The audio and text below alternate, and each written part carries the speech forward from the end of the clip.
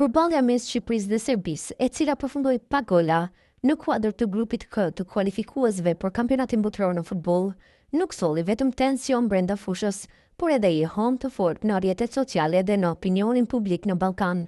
Ndonë se pritej një ndeshje ndezur dhe mes fond të ngarkuar politik, ajo përfundoi në mënyrë relativisht paqësore, duke u vlerësuar nga shumë si një fitore për sportin dhe për lojën e ndershme. Megjithatë, nuk munguan komentet që ndezën gjakrat. Një ndër to ishte ai tenisti të famshëm serb Novak Djokovic, i cili njihet për deklaratat e tij shpesh provokative, sidomos kur bëhet fjalë për çështje që prekin ndjeshmërinë etnike dhe kombëtare në rajon. Këtë herë, pas përfundimit të ndeshjes, ai zgjodhi një ton më ndryshe, duke befasuar shumë vetë me një koment që në pamje të parë tingëllon pajtues dhe paqësor. Respekti dhe loja e ndershme janë gjithmonë një mundësi. Bravo të dyja ekipeve për respektin e tyre, ka shkruar Djokovic në profilin e tij në rrjetet sociale me njëherë pas përfundimit të sfidës.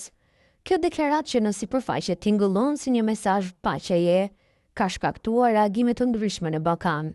Disa e kanë shpërndarë qasjen e tij të moderuar, duke e cilësuar si një hap përpara në ndërtimin e urave mes popujve të rajonit, ndërsa të tjerë e kanë parë si një provokim të rafinuar apo si një hipokrizi.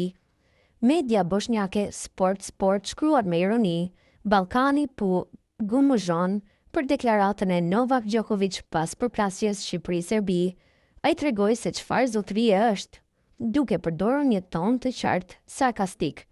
Artikulli i saj aludon se deklarata e Djokovic nuk është aq e pafajshme sa duket. Djokovic nuk është hera e parë që përfshihet në polemika politike apo kombëtare.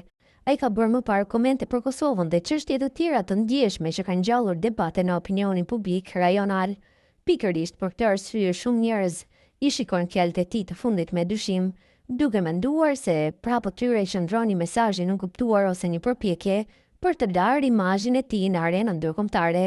Pavarësisht këtyre interpretimeve, deklarata e tij ka marrë vëmendje të madhe, duke u shpërndarë gjërësisht në media dhe rrjetet sociale. Ajo është komentuar jo vetëm nga tifozët shqiptarë serb, por edhe nga të tjerë në rajon që ndjekin sportin dhe zhvillimet politike me shumë interes. Në fund të fundit, ajo që mbetet është një ndeshje pa gola, por me shumë simbolik dhe një koment i një tenisti të madh që dashur pa dashur sërish të bë pjesë e një debati të madh ballkanik.